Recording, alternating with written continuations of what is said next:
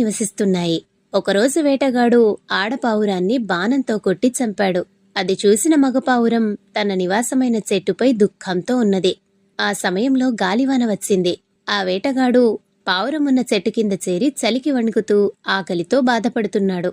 వాన తగ్గగానే తన నివాసం వద్దకు చేరిన ఆ వేటగాన్ని తన అతిథిగా భావించి కొన్ని ఎండుపుల్లల్ని సేకరించి మంట చేసి వాడికి వెచ్చదనం కల్పించింది.